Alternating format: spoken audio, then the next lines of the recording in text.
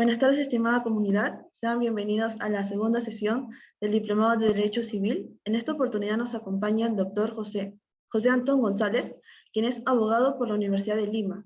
Cuenta con estudios de maestría en Propiedad Intelectual y Derecho de la Competencia por la PUC, estudios de posgrado en la Universidad Castilla y especialización en la Universidad Complutense, Harvard School Law y Universidad de Lima. Es socio del estudio Tambini y Antón Abogados, Sociedad Civil de Responsabilidad Limitada.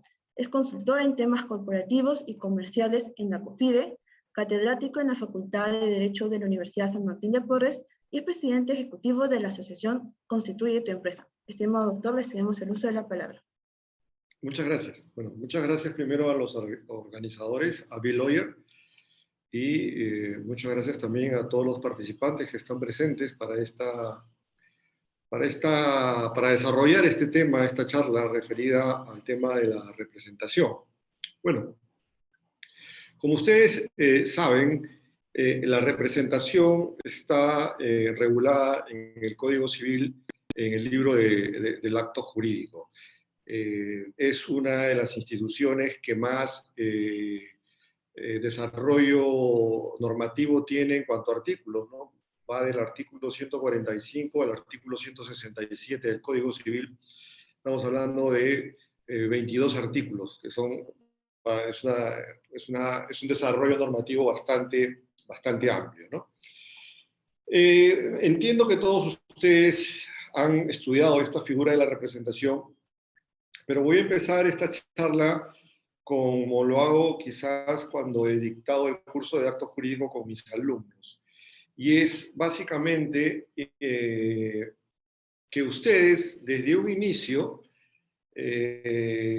comprendan y diferencien los conceptos de representación y el concepto de poder. Muchas personas confunden los conceptos de representación y poder. Es más, creen que el concepto de representación y poder supone una relación o están en una relación de sinonimia, situación que es un análisis y una percepción totalmente equivocada.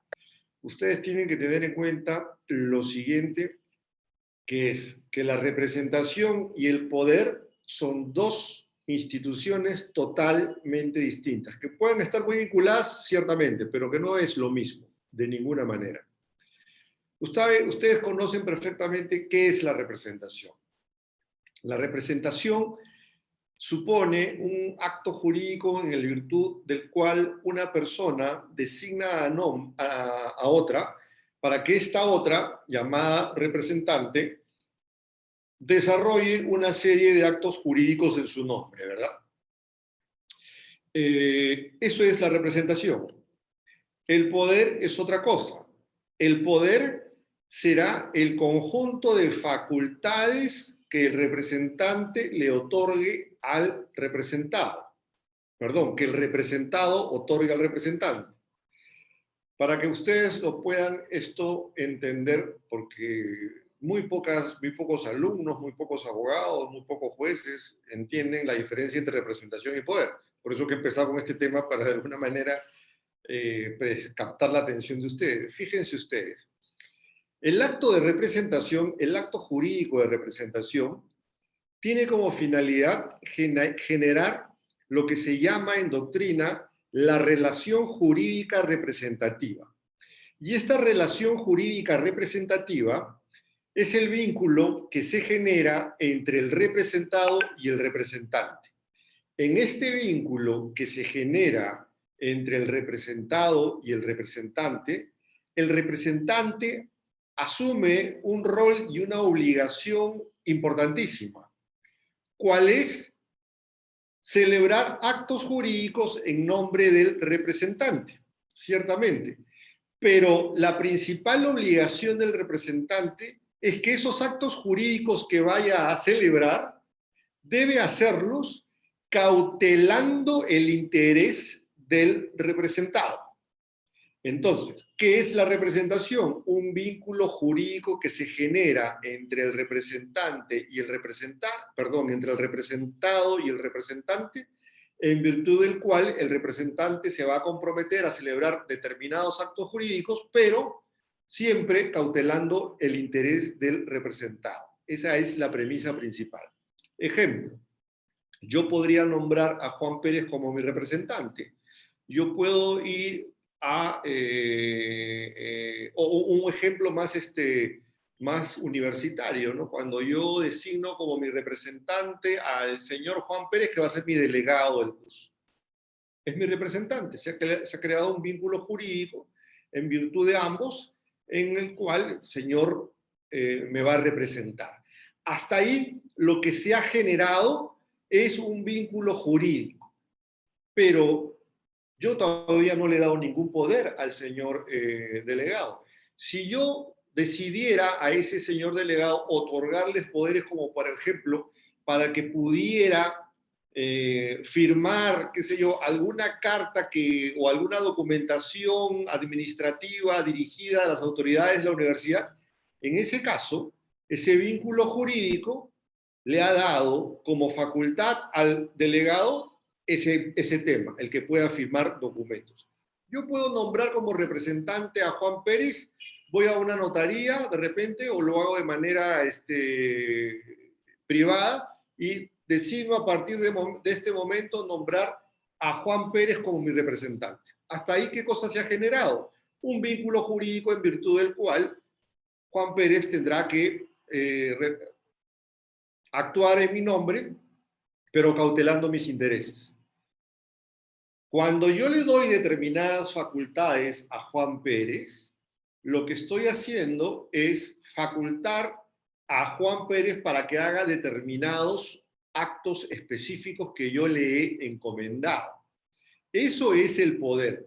El poder entonces no es lo mismo que la representación. El poder es la extensión de la representación. Es el conjunto de facultades que al momento de celebrarse la representación, el representado podría o no otorgarle al representante. Pero esos poderes que le ha otorgado el representado al representante, el representante deberá ejercerlos siempre cautelando los intereses del representado. Entonces, con esta premisa, con este concepto diferenciador entre representación y poder, y que creo que de alguna manera he podido, entiendo que disipar una duda o una confusión que la mayoría pudiera haber tenido en mente, doy inicio a la charla para que partamos a partir de este inicio, ¿no? Representación y poder son dos conceptos distintos. Como les comentaba, la base legal de la representación está contemplada en el artículo 145 al 167 del Código Civil.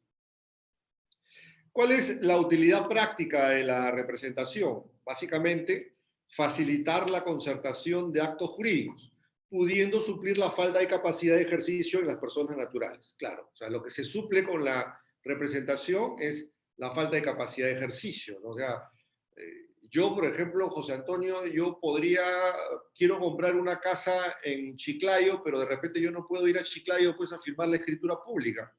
¿Qué hago? Simplemente le otorgo un poder a Perico de los Palotes, una representación, voy al notario, nombro como representante a Perico de los Palotes, y en esa representación que he generado, le otorgo el poder de ir y comprar una casa determinada por un precio determinado.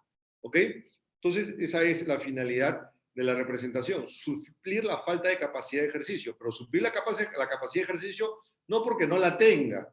En este caso, como les he comentado, yo tengo plena capacidad de ejercicio, simplemente que no voy a tener la capacidad de ejercicio para poder estar en ese momento, en el momento que se requiere que yo cumpla con mi capacidad de ejercicio frente a un notario en alguna provincia distinta a la que estoy. El origen y la evolución de la representación, bueno, rápidamente, la representación tuvo sus principales vestigios en Roma. Y también, pues, ¿cuál fue el concepto en Roma, ¿no? En Roma la representación no funcionaba como actualmente la conocemos. La representación en Roma era algo más parecido al contrato de mandato, ¿no? O sea, por ejemplo, si estuviéramos en Roma y yo quiero comprar una casa en Chiclayo y no puedo ir a Chiclayo, yo lo que hacía era celebrar un contrato de mandato con Perico de los Palotes aquí en Lima, y celebrábamos un contrato de mandato en virtud del cual yo encargaba a Perico de los Palotes que se vaya a Chiclayo y compre ese inmueble en Chiclayo. Y él se iba y compraba el inmueble, pero se presentaba como si fuera él. Entonces, él firmaba la escritura pública de compraventa como si fuera él. Los efectos jurídicos de ese contrato de compraventa que celebró Perico en los Palotes en Chiclayo recayeron en su ámbito jurídico. El propietario realmente es Perico de los Palotes, pero Perico de los Palotes, como consecuencia del contrato de mandato que había celebrado conmigo, estaba obligado luego a transferirme la propiedad a través de otro acto jurídico. Muy bien, eso es el contrato de mandato. Así funcionaba en Roma y así funciona el contrato de mandato regulado en el Código Civil peruano. Pero es el antecedente que tenemos de lo que era la representación en la antigüedad, ¿no? El mandato, tal como lo conocemos, perdón, la representación, tal como la conocemos actualmente, el concepto moderno de representación fue un desarrollo de los canonistas medievales. Y ustedes dirán, ¿cuál es el concepto de representación moderna o por qué hablamos de representación moderna? Hablamos de representación moderna por lo siguiente. Acabo de exponerles cómo funcionaba la representación en Roma a través del contrato de mandato. ¿Cómo funciona actualmente la representación? El mismo ejemplo. Yo celebro nombro como mi representante a Perico de los Palotes y en esa representación le doy facultades para que se vaya a Chiclayo a comprar una propiedad. Él va a Chiclayo y compra la propiedad, pero no se presenta como él. Él dice, estoy viniendo en representación de José Antonio a comprar la propiedad y celebra el contrato de compraventa. Pero ¿qué es lo que se produce con ese contrato de compraventa? Lo que se produce con ese contrato de compraventa es que mediante esta representación moderna, los efectos jurídicos que ha celebrado Perico de los Palotes en Chiclayo al comprar la casa no recaen en su esfera jurídica, sino que pasan directamente a mi esfera jurídica. Entonces, cuando Perico de los Palotes compre la casa en mi representación, no es que él se convierte en propietario. De frente me convierto en propietario yo. Por eso es que el principal efecto de la representación moderna es que los efectos jurídicos de los actos jurídicos celebrados por el representante pasan directamente a la esfera jurídica del representado. Pasan directamente a la esfera jurídica del representado. Esto es la representación tal como la conocemos actualmente. Para que tengan el dato, la representación moderna no nació en Roma, nació en el derecho canónico a través de los canonistas medievales. Fueron ellos los que crearon la representación tal como la conocemos actualmente. ¿Ok?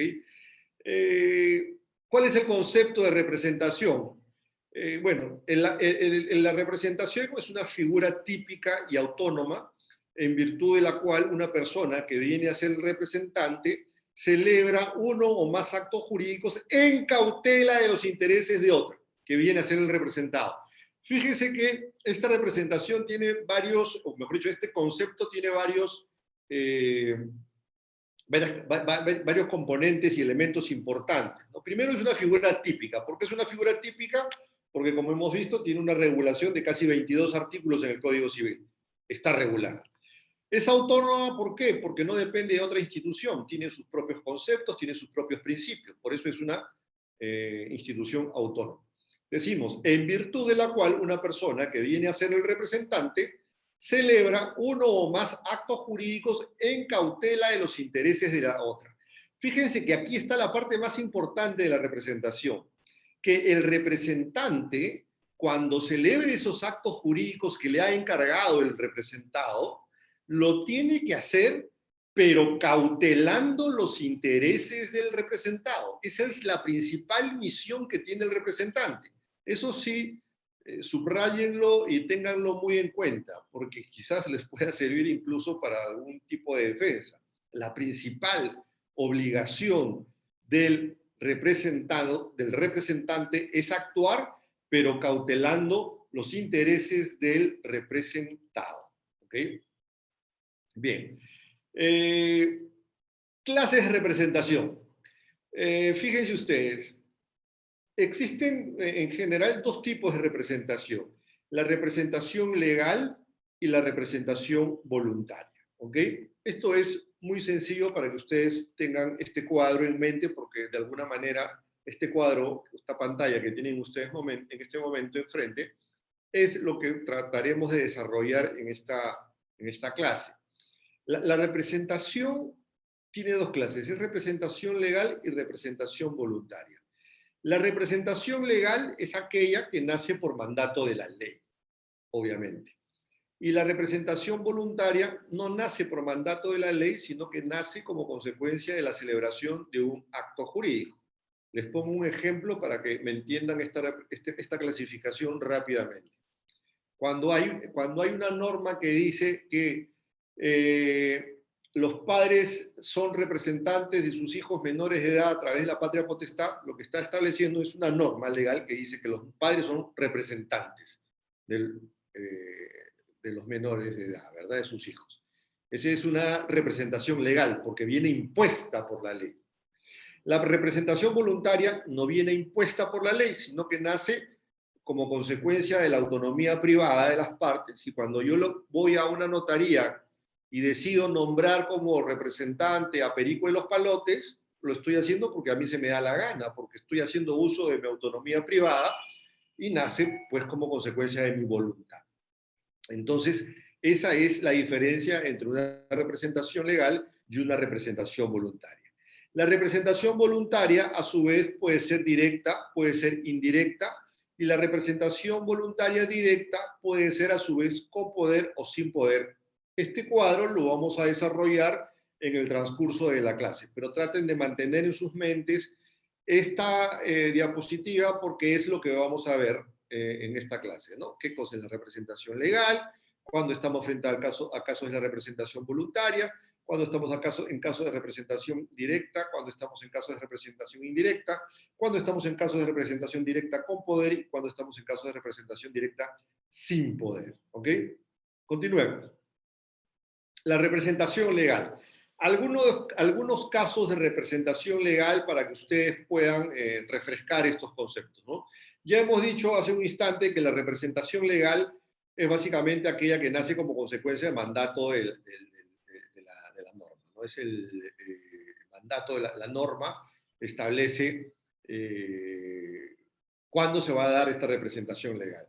Acá tenemos algunos casos, por ejemplo, la representación de incapaces, ¿no?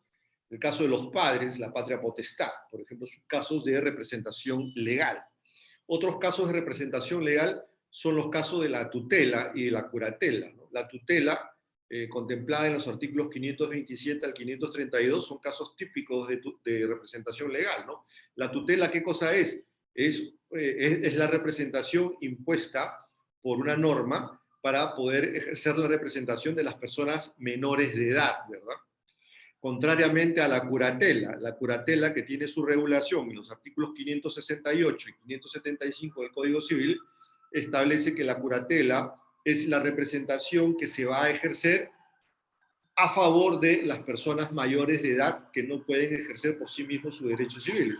Por ejemplo, aquellas personas que pues hayan sido declaradas interdictas, pero son mayores de edad, por ejemplo, pero han sido declaradas interdictas, a estas personas se les nombra un curador. Entonces, la tutela es la representación legal a favor de los menores de edad. La curatela es la representación legal a favor de las personas mayores de edad. ¿Qué otros casos de representación legal existen? Por ejemplo, la representación de los desaparecidos y de los ausentes, ¿no? La desaparición, por ejemplo, ¿cuándo estamos frente a un caso de desaparición? Cuando a una persona no se le ubica en su domicilio por más de 60 días, ¿no? En esos casos se dice que a esa persona se le da por desaparecida. Y la propia norma en los artículos referidos a desaparición, en los artículos referidos a desaparición, establecen pues que hay que nombrar un curador, ¿no? Para la administración de los bienes. Igual en el caso de los ausentes, ¿no? Los ausentes, cuando estamos frente a un caso de ausencia. Cuando estamos frente a un caso de desaparición, es una persona que no se le encuentra por más de 60 días y se le declara desaparecido y se nombra un curador. A un curador que ha sido nombrado como consecuencia de la desaparición de una persona, se le nombra curador, pero se le da solamente, a ese curador solamente se le da facultades de administración y nada más. Pero cuando hay ese desaparecido, no solamente se le nombra desaparecido, sino que también se le declara ausente, es decir, han transcurrido 2 o más años desde su desaparición, entonces se puede solicitar el nombramiento de un curador, pero ya con facultades de disposición de los bienes del desaparecido. Entonces, en casos de desaparición y ausencia, se dan también los casos de representación legal. ¿Okay? Se nombrará un curador, ya sea con facultades de administración o ya sea con facultades de disposición, dependiendo que estemos frente a un caso de desaparición o de ausencia. Un caso un poco complicado, no porque sea complicado de entender, sino porque es una situación que de hecho fácticamente es complicada, ¿no? Es el caso del hijo que está por nacer con padre premuerto y con la madre instituida de la patria potestad, ¿no? O sea, estamos en el caso siguiente, ¿no? Estamos en el caso de una mujer que está embarazada, seguramente a punto de dar a luz, que tiene su esposo vivo, pero la madre, por alguna circunstancia, ha sido privada de la patria potestad, de repente está interdicta a pesar de estar embarazada, y pues obviamente si nace el niño, quien ejerce la patria potestad es el padre, ¿verdad? Pero ¿qué ocurre si en ese espacio de tiempo en que nace el niño muere el padre? O sea, si muere el padre y nace el niño, ¿quién ejerce la representación de ese niño? ¿No? ¿O quién ejerce la representación de esta mujer que está interdicta? Bueno, en este caso se va a nombrar un curador. Ustedes dirán, ¿por qué se va a nombrar un curador y no un tutor? Se va a nombrar un curador porque este curador lo que va a hacer, va a ejercer la representación de la mujer que está privada del ejercicio de sus derechos civiles. Pues, ¿no? Entonces, esto está contemplado en los artículos que ustedes tienen en, la, en el Código Civil, ¿no? Otros casos de representación legal son los casos, por ejemplo, de la representación de la sociedad conyugal, ¿no? El artículo 292 del Código Civil. El artículo 292 del Código Civil dice algo como que la sociedad conyugal es representada por ambos cónyuges, ¿verdad? Por cualquiera de ellos. Es más, indica también que es posible que se puedan los cónyuges dar representación uno respecto del otro, ¿no? Pero la sociedad conyugal está representada por ambos cónyuges o cualquiera de ellos. Así lo establece el artículo 292 del Código Civil, ¿no? La representación de los establecimientos abiertos al público, por ejemplo, este caso que ustedes de repente no lo han analizado, pero a ver, les pongo un caso, ¿no? Ustedes alguna vez han ido, los hombres o las mujeres han ido pues, a una tienda de ropa y ha salido alguien a querer atenderlos, ¿verdad? Bueno, ¿qué se le ofrece, señor? ¿Qué se le ofrece, señorita? ¿En qué los puedo atender? ¿Alguna vez se han puesto ustedes a pensar cuál es la función jurídica que cumple esa persona que ha salido a atenderlos en ese momento? Pues el artículo 165 del Código Civil lo explica con total claridad, ¿no? Dice el artículo 65, presunción. Dice, se presume que el dependiente que actúa en un establecimiento abierto al público tiene poder de representación de su principal para los actos que ordinariamente se realizan en él. O sea, cuando yo voy a una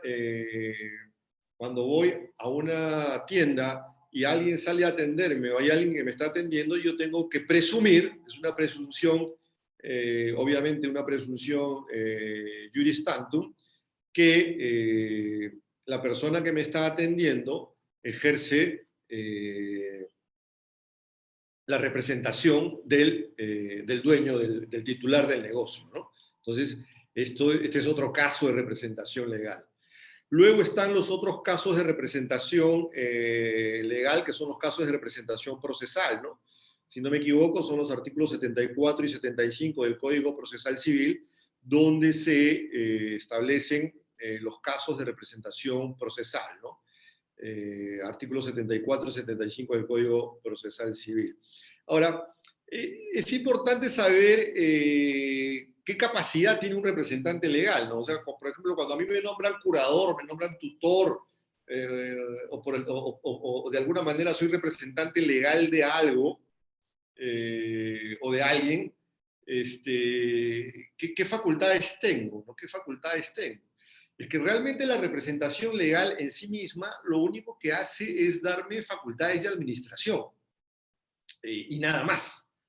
De ninguna manera me da facultades de disposición, no me da facultades de poder grabar un bien, no me da facultades de poder celebrar una transacción, no me da facultades de celebrar un compromiso arbitral, y hay otras que específicamente están establecidas en la ley. Entonces, por ejemplo, si yo soy un tutor un tutor o un curador de una persona menor o mayor de edad que, por ejemplo, tienen una casa a nombre de ellos, yo quiero vender esa casa, yo no la puedo vender si soy el simple representante legal. Yo tendré que pedir una autorización judicial para vender ese inmueble y sustentar ante el juez la necesidad de vender ese bien. Si no sustento esa necesidad, no me van a denegar esa facultad. Entonces, partan ustedes de la premisa que la representación legal solo otorga al representante facultades de representación, de administración. Si quiero tener facultades de disposición, de gravamen, transacción, compromiso arbitral, etc., pues tendré que pedir autorización para tal efecto. Cualquier consulta o cualquier duda que vaya surgiendo entre todos los participantes, no duden en canalizar sus consultas a través del chat, que yo al final me daré el tiempo para poder absolver las consultas, ¿no? Pues bien, acuérdense ustedes que hemos tenido como esquema que íbamos a estudiar la representación legal y la representación voluntaria. Acabamos de terminar el tema relacionado con la representación legal. Ahora vamos a ver el tema de la representación voluntaria, que ya hemos visto que la representación voluntaria nace nace como consecuencia de un acto jurídico, nace como consecuencia del ejercicio de la autonomía privada de las personas. ¿Ok? Muy bien. Representación voluntaria, no impuesta por la ley, sino que nace como consecuencia de la autonomía privada. ¿Qué características tiene esta representación voluntaria? Una característica principal es que es unilateral, ¿no? ¿Qué cosa es un acto jurídico unilateral? Refrescando conceptos, debemos concluir, primero que todo, que ustedes tienen que tener claro que la unilateralidad, la bilateralidad y la plurilateralidad nada tiene que ver con el número de personas, por si acaso. O sea, yo cuántas veces he estado en exámenes de grado y solamente para medir la preparación del alumno yo le preguntaba, graduando, por favor, dígame usted, ¿qué cosa es un acto jurídico unilateral? ¿No? Que es una pregunta primariosa, ¿no? Y la persona me dice, el acto jurídico unilateral es aquel que es realizado por una sola persona. Pues fatal, esa es la respuesta fatal. No. La unilateralidad, la bilateralidad y la plurilateralidad nada tiene que ver con el número de personas. Un acto jurídico es unilateral porque requiere de una sola manifestación de voluntad. No es porque sea ejercido por una sola persona, no. Es porque es otorgado o se requiere para su formación, para ser más específico, el acto jurídico unilateral es aquel que requiere para su formación de una sola manifestación de voluntad. Ustedes dirán, sí, pero una sola manifestación de voluntad es una sola persona. No, pues análisis equivocado. Existen actos jurídicos unilaterales en los cuales pueden participar varias personas. Por ejemplo, el mismo caso del examen de grado, ¿no? Estoy en un examen de grado frente a 3 o 5 jurados, dependiendo de la universidad, y expongo, ¿verdad?, mis expedientes. Y al final del evento, del examen, el jurado decide, pues, aprobarme, ¿no? Esa aprobación que ha manifestado ese jurado formado por 3 o 5 personas es un acto jurídico, sí, es una manifestación de voluntad, o mejor dicho, es una manifestación de voluntad que genera un efecto jurídico. Muy bien, entonces, pero ese acto jurídico llamado resolución que aprueba a un alumno es un acto jurídico unilateral. ¿Por qué? Porque es una sola manifestación de voluntad, pero que se ha formado con la intervención de varias personas. Pero es un acto jurídico unilateral, porque para su formación solo se requirió de una sola manifestación de voluntad. Sean que hayan sido consensuadas o no, lo que salió de ese jurado es una sola manifestación de voluntad. Por eso es que el acto jurídico unilateral no es aquel que se forma con una sola persona, no. Es aquel que solo requiere de una sola manifestación de voluntad para su formación. ¿Ok? Podría ser, requiere de una sola manifestación, de una sola manifestación de voluntad para su formación. Ahora, nada impide para que la representación sea un acto jurídico bilateral, ¿ah?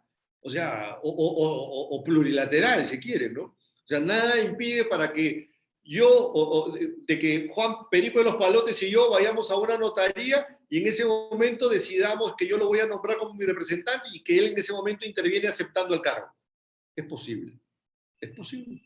Y ese acto jurídico deja de ser unilateral y se convierte en un acto jurídico bilateral. ¿Ok? Pero la naturaleza básica de la representación es un acto jurídico unilateral. Sí, es unilateral. Yo puedo ir solo a la notaría sin ni siquiera de que Juan Perico de los Palotes esté enterado y yo nombro como, señor notario, quiero nombrar como mi apoderado, como mi representante a Perico de los Palotes y le quiero dar facultades para que pueda vender una casa. Y voy y se lo otorgo. Y después lo llamo, de repente estoy yo en Madrid y le digo, oye, Perico de los Palotes, por si acaso te dejé un poder en tal notaría para que vendas mi casa. Ah, ya, gracias. Él ya verá si ejerce o no ejerce esa representación. Pero yo ya le dejé el poder. Eso es totalmente válido. Ahora, en materia de representación, la forma de la representación, que ahí he visto una pregunta, es una representación, la representación es una forma voluntaria, no existe como regla general, no existe una forma específica para la representación, no existe una forma específica para la representación. La regla general es que la representación es un acto de forma voluntaria, o sea, no es una forma solemne, salvo la excepción establecida en el artículo 156 del Código Civil, que establece que para disponer de la propiedad del representado o gravar sus bienes, se requiere que el encargo conste en forma indubitable y por escritura pública bajo sanción de nulidad. Lo que está estableciendo el artículo 156 es una excepción a la regla. ¿Cuál es esa excepción a la regla? De que los actos jurídicos o la representación puede ser, si la representación versa sobre otorgar una facultad de disposición o de gravamen, se requiere que sea por escritura pública y bajo sanción de nulidad. Y cuando la ley establece o sanciona con nulidad la inobservancia de una forma, estamos pues frente a un acto jurídico ad solemnitatem, ¿no? Ad solemnitatem, de forma solemne. Pero no todos los casos, pues si se exige para todos los casos de representación, se requiere esa forma solemne. La regla es que es un acto voluntario.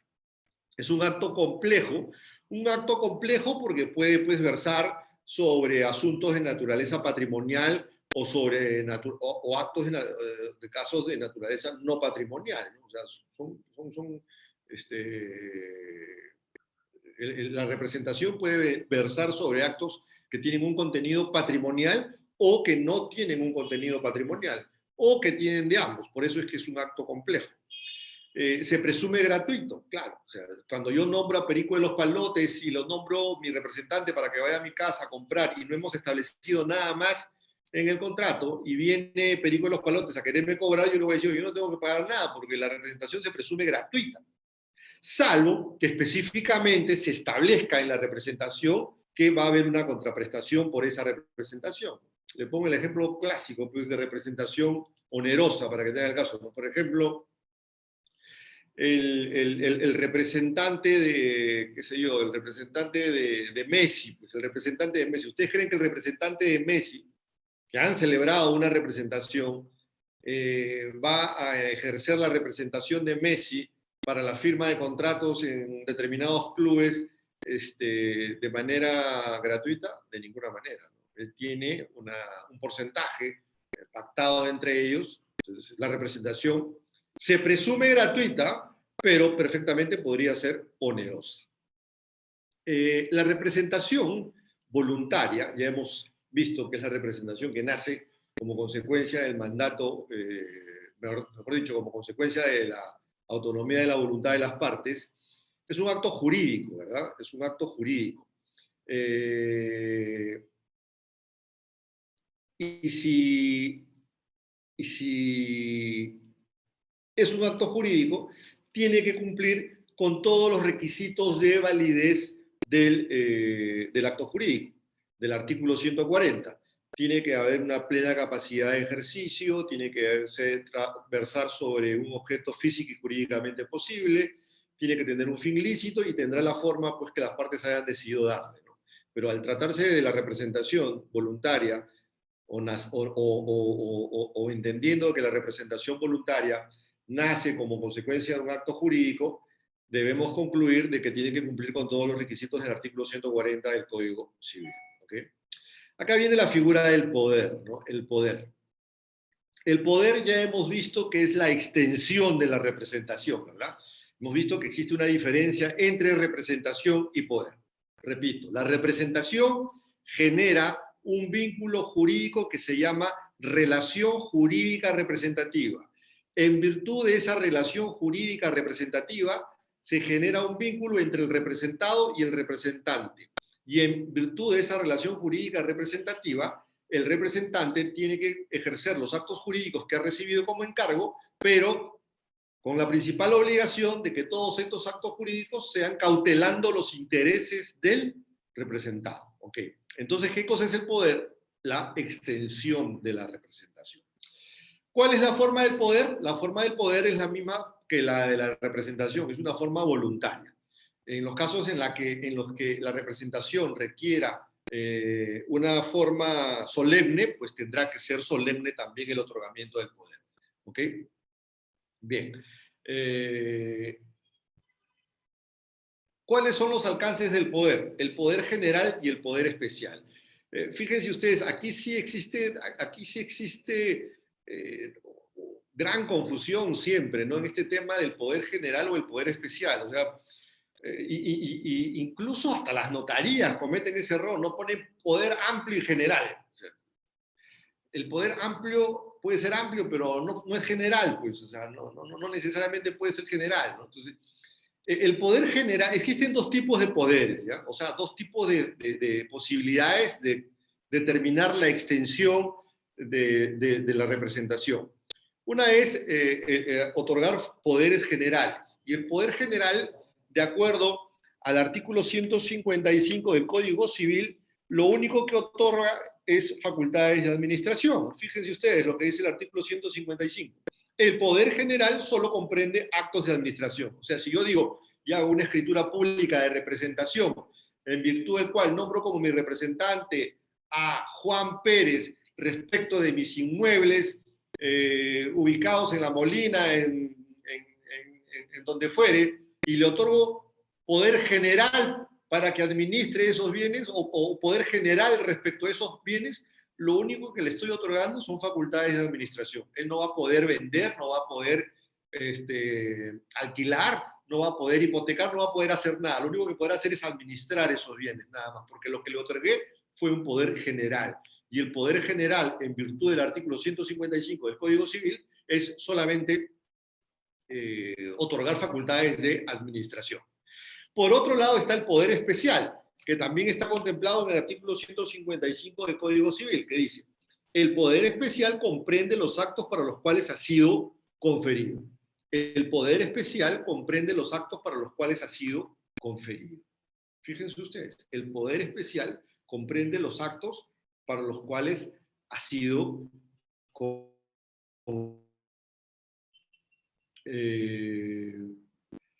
entonces, el poder especial es especial, no es especial porque sea, pues, porque tenga alguna característica distinta, porque sea en el término de especialísimo. No, el poder especial es porque es específico.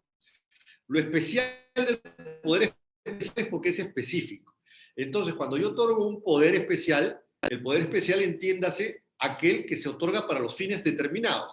Yo nombro como mi representante a Juan Pérez y le otorgo poder especial y detallo. ¿Poder especial para qué? Para vender mi casa, para comprar un inmueble, para alquilar mi casa, para hipotecar mi casa. Eso es lo especial que hace al poder especial. La manera como es que se detalla de manera específica las facultades que va a otorgarse al representante. ¿Ok? Entonces, el poder especial es especial porque es detallado, porque es específico. ¿Ok? Porque es específico. Y aquí, en el poder especial, se va a aplicar lo que se conoce en doctrina como el principio de literalidad, ¿no? Que lo específico es el universo. Es decir, si yo otorgué un poder especial y le di facultades a Juan Pérez de la A a la Z, esas son las únicas facultades que tiene. Si quiere ejercer otras facultades distintas a las que no están entre la A y la Z, no lo va a poder hacer, porque se aplica el principio de literalidad. ¿Ok? Otro tema importante en cuanto al poder es el tema del poder irrevocable, ¿no? El artículo 153, pero antes del artículo 153 hay un artículo 149, ¿no? El artículo 149, que creo que es el artículo más largo del Código Civil, dice lo siguiente: el poder puede ser revocado en cualquier momento. Así establece el artículo 149, así. 1, 2, 3, 4, 5, 6, 7, 8, 9 palabras. El poder puede ser revocado en cualquier momento. 8 palabras. ¿Okay? ¿Qué quiere decir esto? La regla es que si yo nombro como representante a Juan Pérez y le otorgo determinadas facultades o poderes, esas facultades o poderes que le otorgué pueden ser revocadas en cualquier momento. Esa es la regla general. Sin embargo, existe el artículo 153 del Código Civil que establece lo siguiente: el poder es irrevocable siempre que se estipule para un acto especial o por tiempo limitado, o cuando es otorgado en interés común del representado y representante o de un tercero. En todo caso, hay que concluir acá, el plazo del poder irrevocable no puede ser mayor de un año. O sea, ¿el poder puede ser irrevocable? Sí. Siempre podrá ser irrevocable siempre que se estipule para un acto especial, o sea, específico, que se ha detallado: otorgo poder irrevocable para un punto determinado, por un tiempo limitado, o cuando es otorgado en interés común del representado. Solamente en esos casos el poder puede ser irrevocable. Lo irrevocable quiere decir que potencialmente no puede revocarse. ¿Ok? Potencialmente no podría revocarse. Entonces, en 3 casos podría proceder la irrevocabilidad del poder. Obviamente tendría que estar establecido en el acto jurídico de otorgamiento de representación y poder. Yo les voy a poner un caso. Pónganse atentos ustedes a este caso. Fíjense ustedes. Yo hoy día, que es 9 de marzo del año 2022, nombro como mi representante a Juan Pérez para que se encargue de vender mi casa.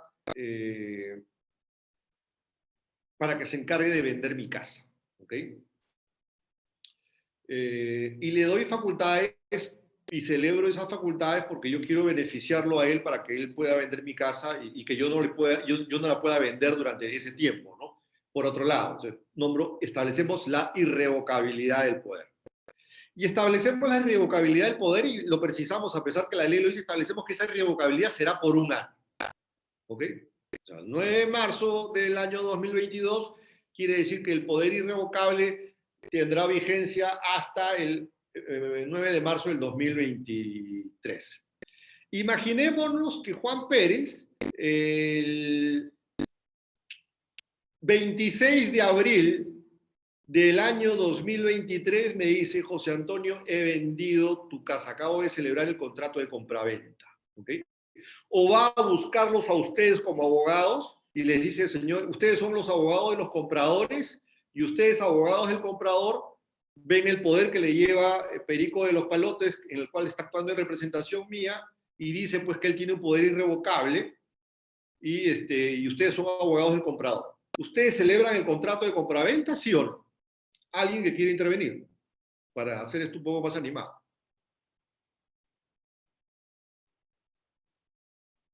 El que quiere intervenir, levante la mano. No sé si tienen uso de la palabra. Doctor, pueden usar sus micrófonos si quieren intervenir. Sí, claro. A ver, alguien que quiere intervenir.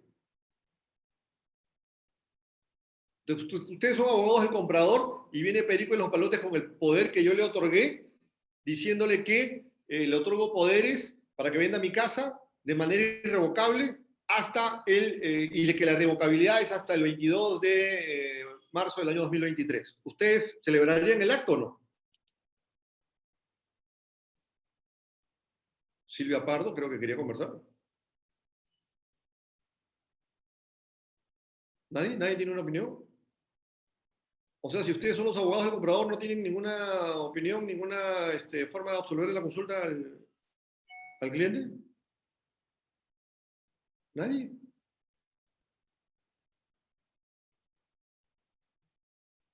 Señorita Lázaro, obviamente que para poder intervenir tienen que encender sus micrófonos, ¿no?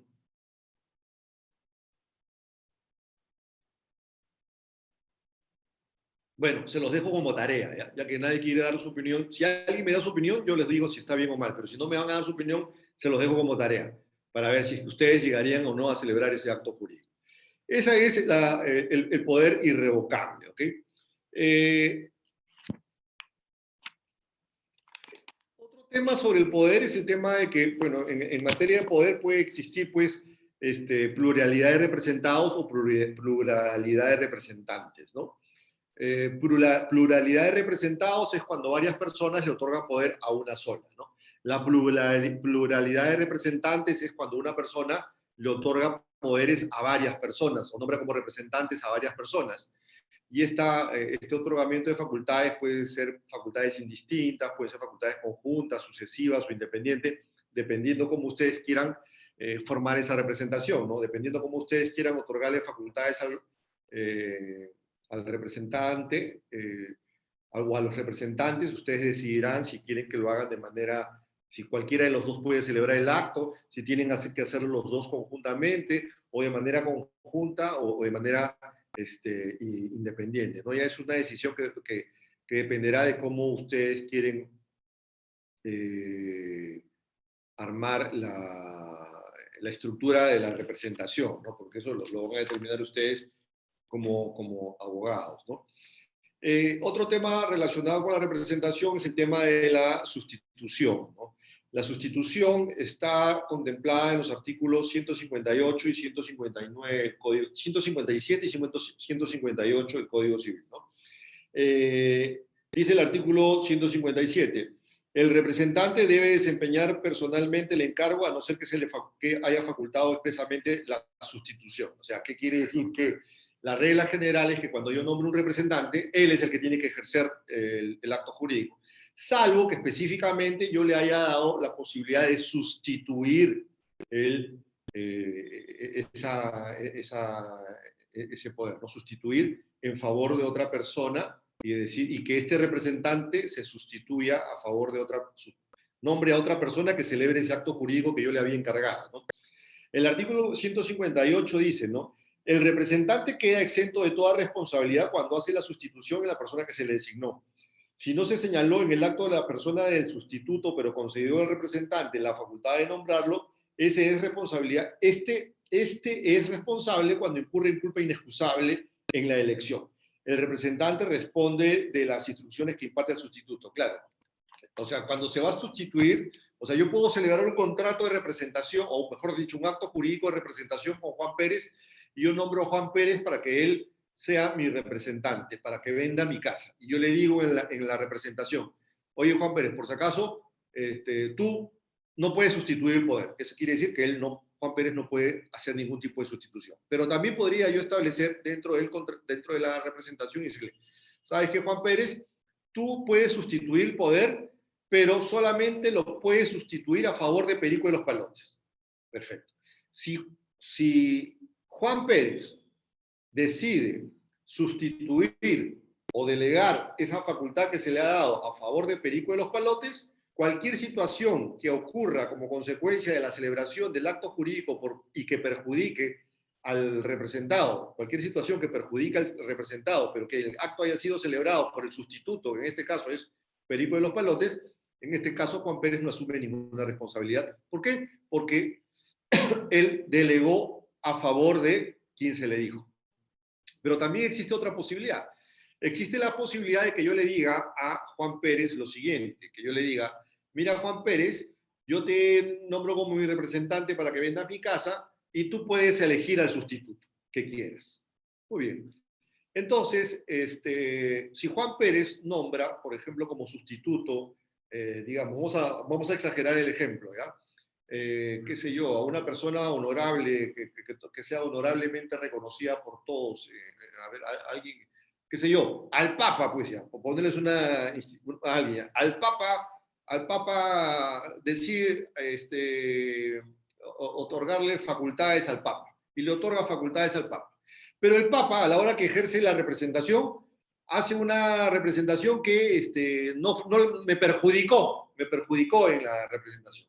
Bueno, en ese caso, no hay nada, no pasa nada, pues, o sea, piña yo, porque Juan Pérez delegó, pero delegó en una persona moralmente actuó de manera diligente, ¿no?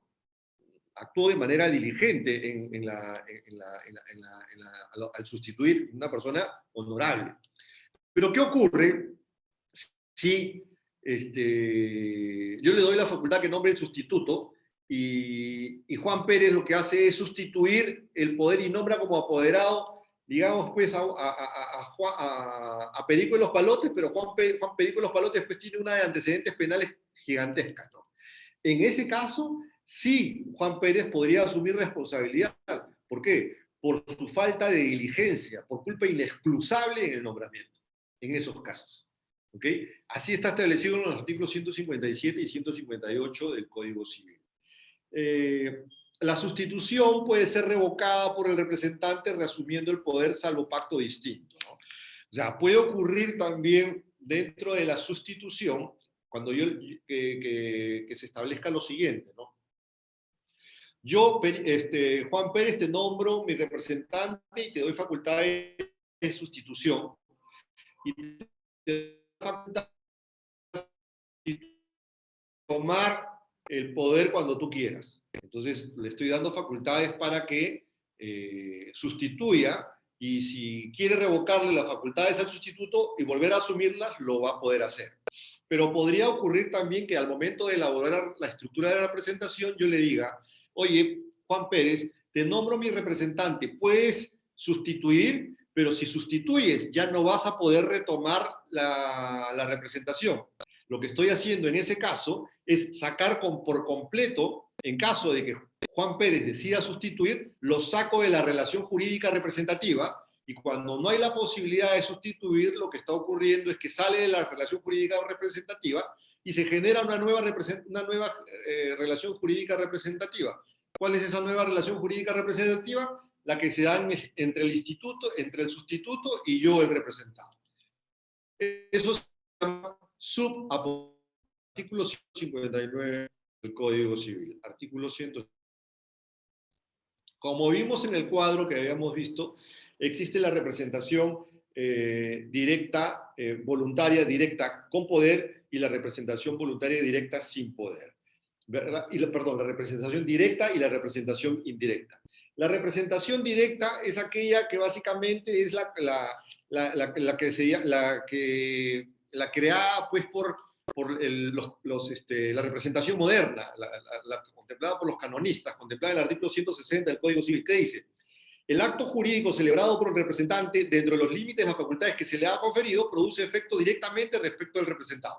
O sea, la representación directa no es otra cosa que la representación en virtud del cual el representante, al celebrar actos jurídicos por el representado, estos actos jurídicos celebrados por el representado, los efectos jurídicos de esos actos jurídicos recaen directamente en la esfera jurídica del representado. No quedan en la esfera jurídica del representante, sino que pasan directamente a mi esfera jurídica.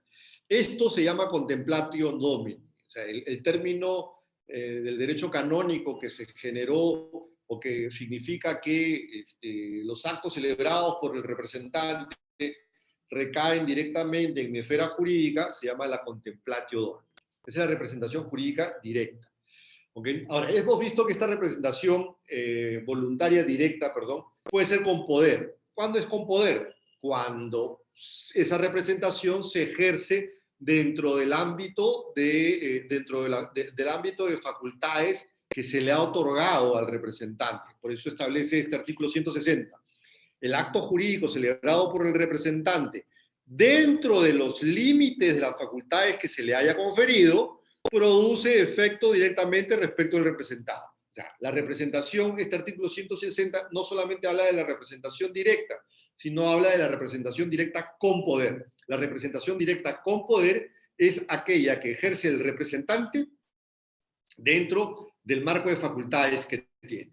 Contrariamente a la representación directa sin poder. La representación directa sin poder es aquella que ejerce el representante, pero no dentro del marco de facultades que se le ha dado, sino están tres casos. Los casos en los cuales el representante se excede en los límites de las facultades, viola las facultades, o asume una atribución que no se le ha dado, ¿no? O una representación que no se le ha dado. Yo, por ejemplo, nombro a mi representante como Perico de los Palotes para que venda mi casa. Sin embargo, lo que está haciendo Perico de los Palotes es alquilar la casa. Yo no le doy facultades para que las alquile, pues. Yo le doy facultades para que venda. Este es un acto de representación voluntaria directa sin poder, por ejemplo. Violando facultades. Yo le digo, quiero, Perico de los Palotes, te doy facultades para que vendas mi casa por $150,000. ¿Y qué cosa es lo que hace Perico de los Palotes? Perico de los Palotes no vende la casa por $150,000, sino que la vende por $100,000. Está violando mis facultades. ¿Okay? Ese es otro caso. O cuando Perico de los Palotes se dispara solo y dice que es mi representante, pues, y no tiene representación. Y va y le ofrece la casa en venta a Juan Pérez, etc. ¿Cómo sanciona estos actos el Código Civil? Los declara ineficaces. O sea, los actos de representación voluntaria directa sin poder están sancionados por ineficacia, son ineficaces. No son nulos, ¿ah? No está diciendo la ley que estos actos de representación directa voluntaria sin poder sean nulos. No. Lo que está diciendo es que son ineficaces. ¿Ineficaces respecto de quién? Respecto de mí, el representado. O sea, quiere decir que si mi representante celebra el acto jurídico excediendo, violando o atribuyéndose una facultad que no tenía, la persona que celebró el acto con mi representante no puede venir a exigirme que yo cumpla. ¿Por qué? Porque ese acto es ineficaz respecto a mí. Ya tendría que arreglarse con el representante que se excedió, que violó o que se atribuyó una representación que no tenía. Pero no me puede obligar a cumplir. Pero yo sí podría, si quiero, ratificar el acto. Yo sí podría ratificar el acto. Eso dependerá de cada caso en particular. Puede ocurrir, por ejemplo, que yo le diga a Juan Pérez, te doy facultades para que vendas mi casa por $150,000. Y de pronto no la vende por 150,000, sino que la vende por 145,000. ¿Está violando la facultad que le di? Sí, la está violando. Pero ¿es ineficaz respecto a mí? Sí, el comprador no tiene la obligación de hacerme cumplir ese contrato. Pero yo, si quiero, ¿puedo ratificar ese acto? Sí lo puedo hacer. Porque digo, pues 145 a 150, ya son 5,000 soles más o menos, de repente, ya pues, la vendió, listo. Ratifico el acto. ¿Es posible? Sí es posible. Estos son los casos de representación voluntaria directa con poder y representación voluntaria directa sin poder. El otro tema que me tocaba desarrollar rápidamente y que es muy sencillo y muy ligero es el tema de la interpretación de los actos jurídicos, ¿no? La interpretación de los actos jurídicos está contemplada en los artículos 168 al 170, ¿no? Esto es muy sencillo. El artículo 168, fíjense lo que dice en cuanto a la interpretación del acto jurídico. El acto jurídico debe ser interpretado de acuerdo con lo que se haya expresado en él y según el principio de la buena fe. O sea, fíjense ustedes, en la teoría de la manifestación de voluntad tanto para el negocio como para el acto jurídico, surgieron hasta 4 teorías que desarrollaban cuándo mi manifestación de voluntad es vinculante, o sea, cuándo me vinculo, cuándo mi manifestación de voluntad me vincula, ¿ok? O me lleva, o me obliga a tener que cumplir. Entonces, existen 4 teorías al respecto. Existe la teoría de la voluntad, existe la teoría de la declaración, que son las 2 primeras que se generaron. La teoría de la voluntad lo que dice es que lo que debe prevalecer es la voluntad interna. ¿Okay? Qué difícil, ¿no? En un acto y que mi voluntad interna era esta, qué difícil de demostrar. La otra es la que establece que es la teoría de la declaración, que establece que lo que debe primar es lo que se ha declarado. Luego está la teoría de la responsabilidad, que, o sea, surgen otras 2 teorías, que son la teoría de la responsabilidad y la teoría de la confianza. La teoría de la responsabilidad, que establece que las personas son responsables por lo que manifiestan y tienen que hacerse responsables por lo que manifiestan. Y la teoría de la confianza lo que establece es que bueno, las manifestaciones de voluntad tienen que ser interpretadas de acuerdo al principio de buena fe. Estas 2 teorías, la teoría de la responsabilidad y la teoría de la confianza, lo que buscaban era de alguna manera acercar los 2 extremos que establecían las 2 teorías que les mencioné al principio, que son la teoría de la voluntad y de la representación y de la declaración, perdón. Y aquí el artículo 168 nos disipa todo tipo de duda, ¿no? Dice, el acto jurídico debe ser interpretado de acuerdo con lo que haya expresado en él y según el principio de buena fe. O sea, lo que nos está diciendo es que para efectos de la vinculación de la manifestación de voluntad, lo que debemos tener en cuenta es lo manifestado, lo declarado y siguiendo el principio de la buena fe. Entonces, de acuerdo a estas 4 teorías, ¿cuáles son las que asumió nuestro Código Civil? Sin duda alguna, la teoría de la declaración y la teoría de la confianza. ¿Okay? Y luego el artículo 169 y 170 lo único que hacen es, de alguna manera, darnos las pautas del procedimiento o el protocolo que tenemos que seguir cuando tengamos que interpretar un determinado acto jurídico, ¿no? Las cláusulas de los actos jurídicos se interpretan las unas por medio de las otras, atribuyéndose a las dudosas el sentido que resulte del conjunto de todas ellas, ¿no? Y el artículo 170 dice lo siguiente: las expresiones que tengan varios sentidos deben entenderse en el más adecuado a la naturaleza y al objeto del acto. Fíjense ustedes lo siguiente, las expresiones que tengan varios sentidos deben entenderse en el más adecuado a la naturaleza y al objeto del acto. Cuando este artículo 170 habla del objeto del acto, no tenemos que entender que se trata del objeto física, jurídica o la determinabilidad del objeto. No. Debemos entender por objeto aquí o leer este artículo 170 de la siguiente manera: las expresiones que tengan varios sentidos deben entenderse en el más adecuado a la naturaleza y a la finalidad del acto. O sea, no al objeto, sino a la finalidad del acto. Entonces, en este artículo 170, cuando ustedes lean objeto, que es lo que está escrito, no es el objeto del acto jurídico, sino se está refiriendo al fin o causa del acto jurídico. Muy bien, vamos a ver qué tenemos por preguntas en el chat.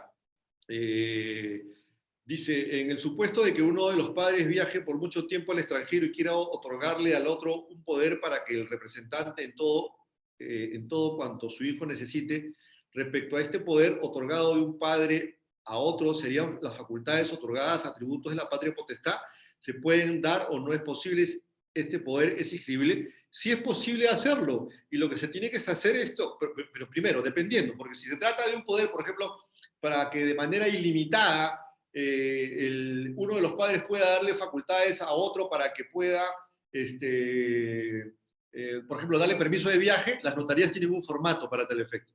Pero si se trata de casos específicos, se tiene que otorgar un poder especial al cónyuge, determinado exactamente, con detalle, qué tipo de facultades le estoy otorgando a mi cónyuge respecto del menor. Eso tiene que estar perfectamente establecido en ese poder. Perfectamente establecido. Acá hay una pregunta que dice, si un poder irrevocable es solo un año y no se puede realizar la celebración del contrato, no, pues, o sea, a ver, nadie quiso intervenir en este tema, pero seguramente que muchos dijeron, no se puede celebrar el acto porque el poder es irrevocable y porque se ha celebrado un año después del otorgamiento del poder. No, sí se puede celebrar el acto jurídico. Dentro del ejemplo que les puse, en junio, no sé qué fecha les puse, del 2023, se puede celebrar el acto jurídico, porque lo único que ha quedado sin efecto es la posibilidad, la irrevocabilidad del poder. O sea, lo que caducó es la irrevocabilidad del poder. El poder sigue estando totalmente vigente. Simplemente que ese poder que era irrevocable, después del año, deja de ser irrevocable y se convierte en un poder revocable. Pero el poder tiene toda vigencia, o sea, no hay ningún problema para que se pueda celebrar el acto jurídico. Si no tienen más consultas, pues les agradezco a todos su presencia. He tratado de ser lo más exacto con el tiempo que me han dado. Agradecer a Bill Lawyer por la intervención que me ha permitido, o la invitación que me ha hecho. Y bueno, creo que la próxima semana también voy a estar nuevamente con el grupo Bill Lawyer para tocar un tema relacionado a procesos de disolución y liquidación de empresas. Así que si quieren conocer un poco sobre ese tema de disolución y liquidación de empresas, creo que el día lunes tengo una ponencia al respecto. Si es que me lo quieren confirmar los de Bill Lawyer, que no me acuerdo la fecha, pero creo que es el lunes. Muchas gracias a todos por su participación y muchas gracias al grupo Bill Lawyer. Muchas gracias, estimado doctor, por su ponencia el día de hoy. Gracias por aclarar las preguntas de nuestros participantes. Aquí sí no ha habido mucha molestia. Tengo una pregunta. Dice, doctor, ¿el representante puede ser responsable penalmente? Claro, por los actos ilícitos que haya podido cometer. Claro, si el representante, yo le otorgo poderes a una persona para que alquile una casa y la alquila casa para que guarden droga, podría ser representante penalmente, claro que sí. Muchas gracias, doctor. Y bueno, si alguno no tuviera otra pregunta, o quizás desean realizar una pregunta oralmente, también pueden levantar la mano. En todo caso, agradecerle por el tiempo del día de hoy. Bueno, si me da un minuto, podría confirmarle sobre la...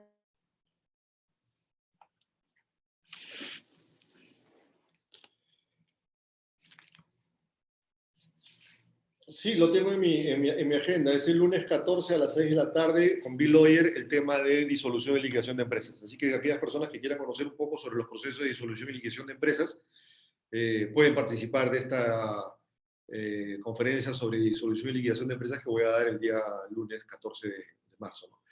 Yo manejo estos temas de derecho civil, pero quiero comentarles que mi ejercicio profesional, mi día a día está relacionado al derecho comercial, mercantil y corporativo. Entonces, hay mucho que decir sobre estos temas de la disolución y liquidación de empresas. Así que están con la posibilidad de participar en ese curso que se va a dar el día lunes. ¿Okay? Efectivamente, muchas gracias, doctor, por confirmarlo. Y gracias por acompañarnos el día de hoy nuevamente y esperamos contar con usted, bueno, contaremos con usted en una siguiente oportunidad. Muchas Muy bien. gracias y buenas Muchas noches. gracias, Abiloira. Hasta pronto. Muchas gracias. Muchas gracias. Y bueno, estimados participantes, eso ha sido todo por el día de hoy. Nos reencontramos para el diplomado el próximo miércoles a las 6 de la tarde. Muchas gracias.